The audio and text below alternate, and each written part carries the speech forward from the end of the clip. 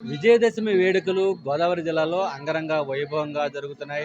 ఉమ్మడి పశ్చిమ గోదావరి జిల్లాలోని దేవి ఆలయాల్లో పెద్ద ఎత్తున దసరా శరన్నవరాత్రి మహోత్సవాలు అయితే కూడా విజయవంతంగా జరుగుతున్నాయి. ఈరోజు విజయదశమి సందర్భంగా ఆయా దేవాలయాల్లో ప్రత్యేకించి ఉదయం నుంచి కూడా భక్తులు పెద్ద ఎత్తున తరలివచ్చి అమ్మవారిని దర్శించుకునే ప్రత్యేక పూజలు చేస్తున్న సందర్భం అయితే కూడా ఉంది.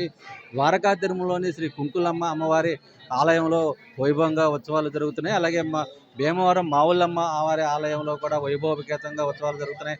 ఉదయం నుంచి కూడా భక్తులు పెద్ద ఎత్తున తరలివచ్చి అమ్మవారిని దర్శించుకుని ప్రత్యేక పూజలు నిర్వహిస్తున్నారు. తాడేపల్లిగూడెంలోని బలుసులమ్మ వారి ఆలయంలో గత 10 రోజుల నుంచి కూడా ఉత్సవాలు విజయవంతంగా జరిగిన సందర్భం అయితే కూడా ఉంది. ఈరోజు రాజరాజేశ్వరి దేవిగా అమ్మవారు భక్తులకు దర్శనమిస్తున్నారు.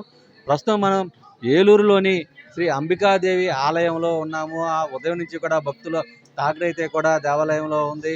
అమ్మవారిని రాజరాజేశ్వరి దేవిగా అమ్మవారిగా ఉన్నటువంటి అంబికా అమ్మవారిని దర్శించుకునే భక్తులైతే కూడా ప్రత్యేక పూజలు చేస్తున్న సందర్భం అయితే కూడా ఉంది. ఈరోజు విజయదశమి సందర్భంగా ప్రత్యేక కుంకుమ పూజలు అర్చనలు చేస్తున్న సందర్భం అయితే కూడా ఉంది. అలాగే విజయదశమి అలాగే ఈరోజు అంబికాదేవి అని దర్శించుకుంటే రాజరాజేశ్వరి దేవి రూపంలో ఉన్న అమ్మవారిని దర్శించుకోవడం, అలాగే విజయదశమి యొక్క విశిష్టత గురించి సంబంధించి ఆలయ అర్చకులు ఉన్నారు. ఒకసారి ఆయనతో మాట్లాడదాం. సార్, ఈ రోజు యొక్క విశిష్టత ప్రాధాన్యత విజయదశమి యొక్క ఓం శ్రీమాత్రే నమః.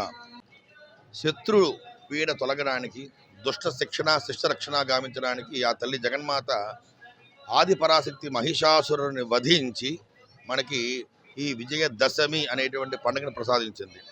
శుంభ నిశుంభాది రక్తబీజ, అదేవిధంగా మహిషాసురుడి యొక్క వధ గావించి చండముండాది రాక్షసులని అమ్మవారు సంహరించి చక్కగా మనకి విజయదశమి అనేటువంటి పండుగను ప్రసాదించింది. అటువంటి ఈ విజయదశమి రోజున భక్తులు ఏదైతే సంకల్పం చేస్తారో ఆయా వృత్తులు ఉద్యోగాలు చేసేవారు ఆయుధ పూజ చేస్తారు. వైద్యులు ఉన్నారనుకోండి, వైద్యులు శతస్కోపు ఆయుధాలు పూజ చేయడం, వారి యొక్క యంత్రాలను పూజ చేయడం చాలా విశిష్టత. ఈ విజయదశమి రోజున ఏదైతే సంకల్పం చేసి ఏ పని ప్రారంభిస్తారో ఆ పని తప్పక విజయము తథ్యము అని చెప్పేసి, అందుకని సాయంకాలం కూడా మనం శమీ పూజ కూడా చేస్తాం. శమయితే పాపం శమీ శత్రు వినాశనం అర్జునస్య ధనుర్ధారి రామస్య ప్రియదర్శిని. అలాగా అర్జునుడు అంతటి వారు ఆయన యొక్క అస్త్రశస్త్రాలను శమీ వృక్షం మీద, పాండవులంతా కూడా శమీ వృక్షం మీద దాచి ఉంచి తర్వాత యుద్ధానికి వెళ్ళి విజయాన్ని పొందారని చెప్పి మనకి పురాణాలు చెబుతున్నాయి. అటువంటి విజయదశమి రోజున ఎవరైతే ఈ యొక్క పూజా కార్యక్రమం నిర్వహిస్తారో వారు తప్పక విజయం పొందుతారని ప్రతీతి.